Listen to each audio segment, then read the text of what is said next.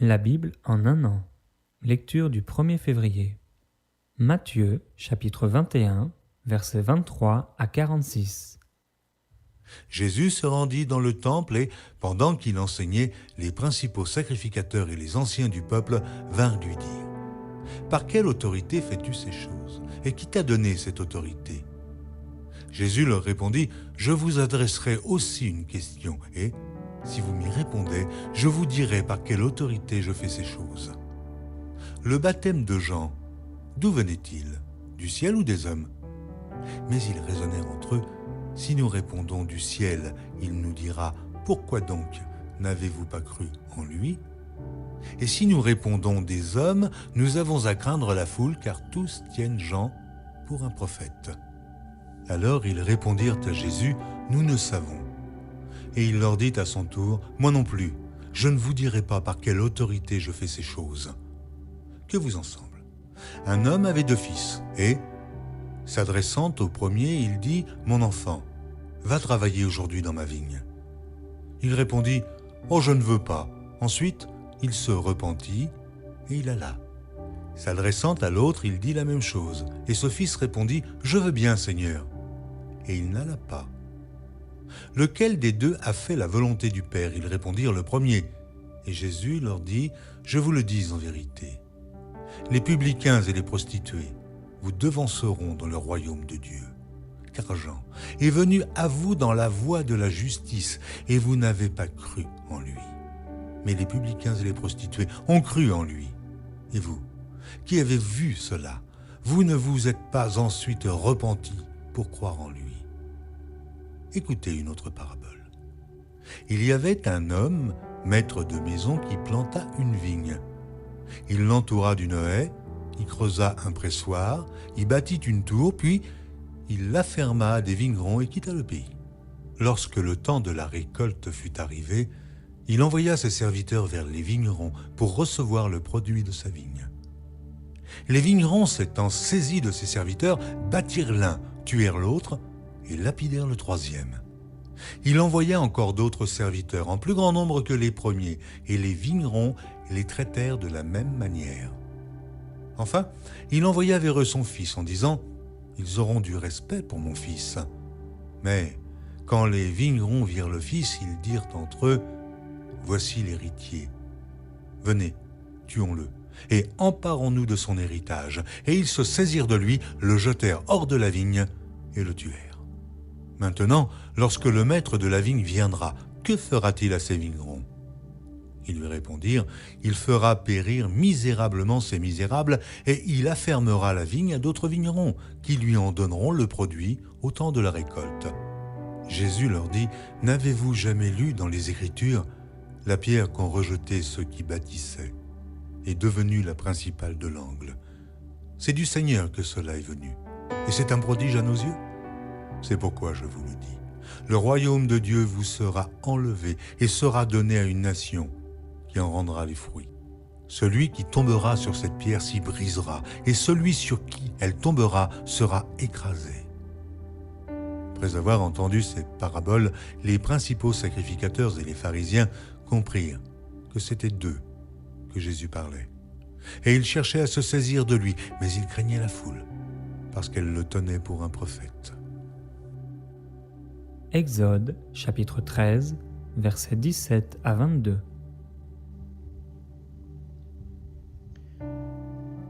Lorsque le Pharaon laissa partir le peuple, Dieu ne le conduisit point par le chemin du pays des Philistins, quoique le plus proche. Car Dieu disait : « Le peuple pourrait avoir du regret en voyant la guerre et retourner en Égypte. » Mais Dieu fit faire un détour au peuple par le chemin du désert, vers la mer des Joncs. Les Israélites montèrent tout équipés hors du pays d'Égypte. Moïse prit avec lui les ossements de Joseph, car Joseph avait fait jurer les fils d'Israël en disant : « Certes, Dieu vous visitera, et vous ferez remonter mes ossements avec vous, loin d'ici. » Ils partirent de Sukkot et campèrent à Étam, à l'extrémité du désert. L'Éternel allait devant eux, le jour dans une colonne de nuée pour les guider sur le chemin, et la nuit dans une colonne de feu pour les éclairer, afin qu'ils marchent jour et nuit. La colonne de nuée ne se retirait pas de devant le peuple pendant le jour, ni la colonne de feu pendant la nuit.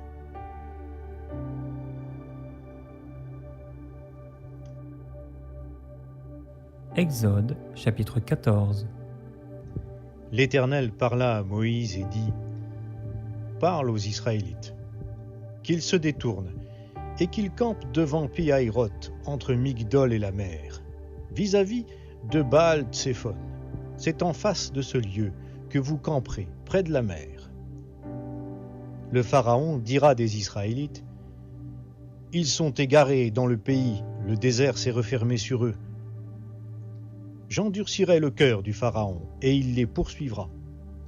Mais je serai glorifié par le moyen du Pharaon et de toute son armée, et les Égyptiens reconnaîtront que je suis l'Éternel. » C'est ce qu'ils firent.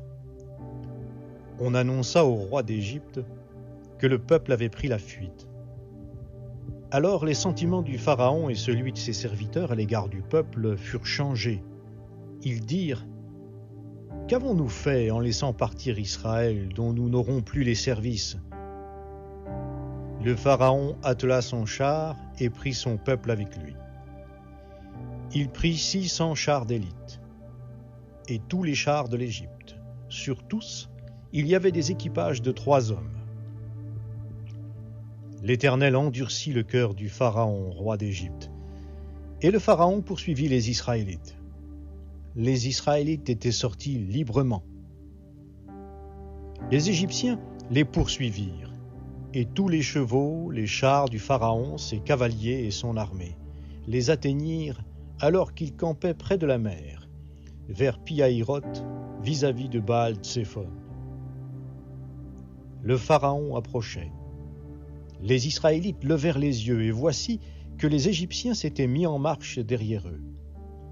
Et les Israélites furent remplis de crainte, et crièrent à l'Éternel.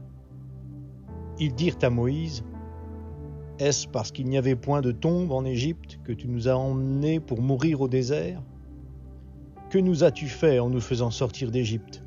N'est-ce pas là ce que nous te disions en Égypte ? Laisse-nous servir les Égyptiens, car mieux vaut pour nous servir les Égyptiens que de mourir au désert. » Moïse répondit au peuple : « Soyez sans crainte, restez en place et voyez comment l'Éternel va vous sauver aujourd'hui. Car les Égyptiens que vous voyez aujourd'hui, vous ne les verrez plus jamais. L'Éternel combattra pour vous, et vous, gardez le silence. » L'Éternel dit à Moïse : « Pourquoi cries-tu vers moi ? Parle aux Israélites, et qu'ils se mettent en marche. Toi, lève ton bâton, étends ta main sur la mer et fends-la. Les Israélites entreront au milieu de la mer à pied sec. Quant à moi, je vais endurcir le cœur des Égyptiens, pour qu'ils y entrent derrière eux. Je serai glorifié par le moyen du Pharaon et de toute son armée, de ses chars et de ses cavaliers. Et les Égyptiens reconnaîtront que je suis l'Éternel quand j'aurai été glorifié par le moyen du Pharaon, de ses chars et de ses cavaliers. » L'ange de Dieu, qui allait devant le camp d'Israël, partit et alla derrière eux. Et la colonne de nuée partit de devant eux et se tint derrière eux. Elle se rendit entre le camp des Égyptiens et le camp d'Israël. Elle était pour les uns nuée et ténèbres, et pour les autres, elle éclairait la nuit. Ils ne s'approchèrent pas les uns des autres pendant toute la nuit. Alors Moïse étendit sa main sur la mer. L'Éternel refoula la mer toute la nuit par un puissant vent d'est. Il mit la mer à sec, et les eaux se fendirent. Les Israélites entrèrent au milieu de la mer à pied sec, et les eaux furent pour eux une muraille à leur droite et à leur gauche. Les Égyptiens les poursuivirent, Et tous les chevaux du Pharaon, ses chars et ses cavaliers, entrèrent après eux au milieu de la mer. Pendant la veille du matin, l'Éternel regarda de la colonne de feu et de nuée le camp des Égyptiens, et mit en désordre le camp des Égyptiens. Il écarta les roues de leurs chars et en alourdit la marche. Les Égyptiens dirent alors: « Fuyons devant Israël, car l'Éternel combat pour eux contre les Égyptiens. » L'Éternel dit à Moïse: « Étends ta main sur la mer, et les eaux reviendront sur les Égyptiens, sur leurs chars et sur leurs cavaliers. » Moïse étendit sa main sur la mer. À l'approche du matin, la mer revint à son niveau habituel. Les Égyptiens s'enfuirent à son approche, mais l'Éternel précipita les Égyptiens au milieu de la mer. Les eaux revinrent et couvrirent les chars, les cavaliers et toute l'armée du Pharaon qui était entrée dans la mer derrière les Israélites. Et il n'en resta pas un seul. Mais les Israélites marchèrent à pied sec au milieu de la mer, et les eaux étaient pour eux une muraille à leur droite et à leur gauche. Ce jour-là, l'Éternel sauva Israël de la main des Égyptiens. Et Israël vit les Égyptiens morts sur le rivage de la mer. Israël vit par quelle main puissante l'Éternel avait agi contre les Égyptiens. Le peuple craignit l'Éternel. Ils crurent en l'Éternel et en Moïse son serviteur. Exode, chapitre 15, versets 1 à 18. Alors Moïse et les Israélites chantèrent ce cantique à l'Éternel. Ils dirent: « Je chanterai à l'Éternel, car il a montré sa souveraineté. Il a jeté dans la mer le cheval et son cavalier. L'Éternel est ma force et l'objet de mes cantiques. Il est devenu mon salut. Il est mon Dieu. Je veux lui rendre hommage. Il est le Dieu de mon Père. Je l'exalterai. L'Éternel est un guerrier. L'Éternel est son nom. Il a précipité dans la mer les chars du Pharaon et son armée. Ses équipages d'élite ont été submergés par la mer des joncs. Les flots les ont couverts. Ils sont descendus dans les profondeurs comme une pierre. Ta droite, ô Éternel, est magnifiée par sa vigueur. Ta droite, ô Éternel, a écrasé l'ennemi. Par la grandeur de ta majesté, tu renverses ceux qui se dressent contre toi. Tu déchaînes l'ardeur de ta colère, elle les dévore comme du chaume. Au souffle de tes narines, les eaux se sont amoncelées, les courants se sont dressés comme une masse, les flots se sont durcis au cœur de la mer. L'ennemi disait: « Je poursuivrai, j'atteindrai, je partagerai le butin, je m'en repaîtrai, je tirerai l'épée, ma main s'en emparera. » Tu as soufflé de ton haleine, la mer les a couverts, ils se sont enfoncés comme du plomb dans des eaux puissantes. Qui est comme toi parmi les dieux, ô Éternel?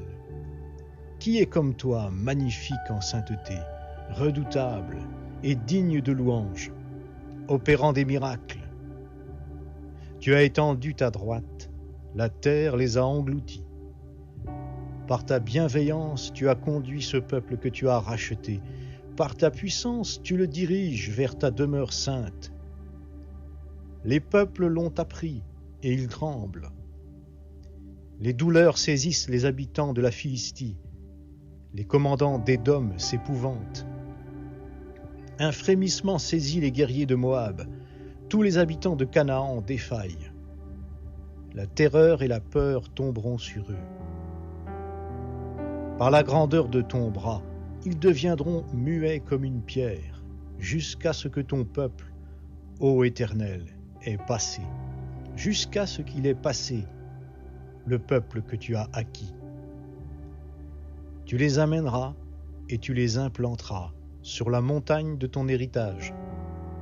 au lieu que tu as préparé pour ta résidence, ô Éternel. Au sanctuaire, Seigneur, que tes mains ont établi. L'Éternel régnera éternellement et à toujours. Psaume chapitre 26. Rends-moi justice, Éternel, car je marche dans l'intégrité. Je me confie en l'Éternel, je ne chancelle pas. Sonde-moi, Éternel, éprouve-moi.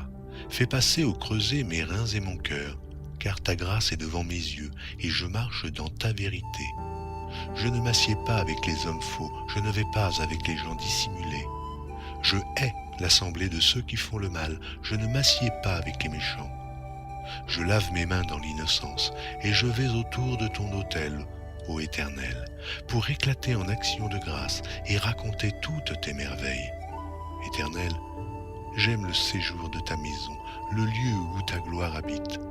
N'enlève pas mon âme avec les pécheurs, ma vie avec les hommes de sang, dont les mains sont criminelles et la droite pleine de présents. Moi, je marche dans l'intégrité, délivre-moi et aie pitié de moi. Mon pied est ferme dans la droiture, je bénirai l'Éternel dans les assemblées. Proverbes chapitre 6, versets 16 à 19. Il y a 6 choses que hait l'Éternel, et même 7, qu'il a en horreur. Les yeux hautains, la langue menteuse, les mains qui répandent le sang innocent, le cœur qui médite des projets iniques, les pieds qui se hâtent de courir au mal, le faux témoin qui dit des mensonges, et celui qui excite des querelles entre frères.